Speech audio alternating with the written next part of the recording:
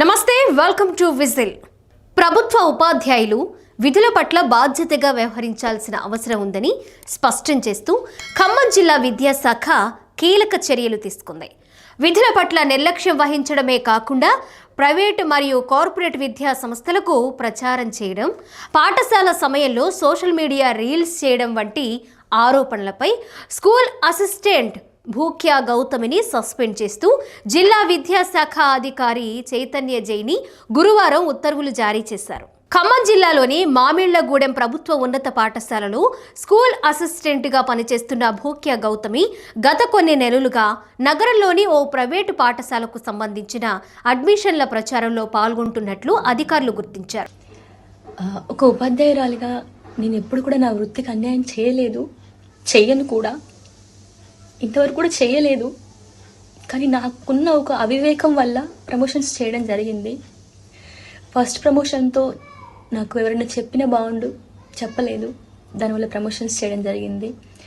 సైనికుల సంక్షేమం కోసం నిధులు కేటాయిస్తున్నాము అని చెప్పి మా పిల్లలు అక్కడ చదువుతున్నారు, వాళ్ళ కోసం వాళ్ళు పిలిస్తే నేను వెళ్ళాను.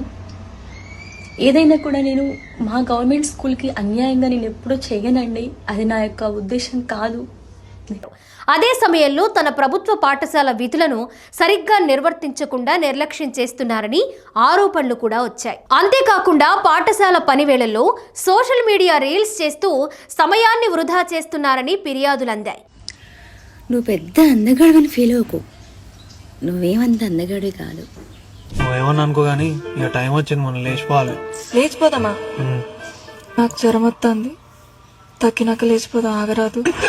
ఈ అంశాలపై ఉన్నతాధికారులు గతంలో పలుమార్లు హెచ్చరికలు జారీ చేసినప్పటికీ ఆమె తన ప్రవర్తనలో మార్పు చూపలేదని విద్యాశాఖ అధికారులు తెలిపారు. పునరావృతమైన హెచ్చరికలకు స్పందన లేకపోవడంతో విధుల పట్ల నిర్లక్ష్యం వహించారనే కారణంతో భూక్యా గౌతమిని సస్పెండ్ చేసినట్లు డీఈఓ చైతన్య జైని వెల్లడించారు. ప్రభుత్వ ఉపాధ్యాయులు ప్రభుత్వ పాఠశాలల అభివృద్ధికే పూర్తి స్థాయిలో అంకితమవ్వాలని, విధుల నిర్వహణలో అలసత్వం ప్రదర్శిస్తే శాఖాపరమైన చర్యలు తప్పవని ఆయన హెచ్చరించారు. ఇదే సందర్భంలో డీఈఓ కార్యాలయంలో పనిచేస్తున్న మరో 2 సిబ్బందికి కూడా మెమోలు జారీ చేసినట్లు అధికారులు తెలిపారు. ఒకరు కార్యాలయ సమయాన్ని పాటించకుండా మధ్యాహ్నానికే ఇంటికి వెళ్లడం, మరొకరు ఫైల్స్ ఆలస్యం చేస్తూ డీఈఓ టేబుల్పై ఉన్నాయని అబద్ధాలు చెప్పడం, ఇలాంటివన్నీ కూడా ఈ కారణాలతో వారిపై మెమోలు జారీ చేసినట్లు డీఈఓ స్పష్టం చేశారు. కార్యాలయ సిబ్బంది సమయపాలన పాటిస్తూ అంకిత భావంతో పనిచేయాలని,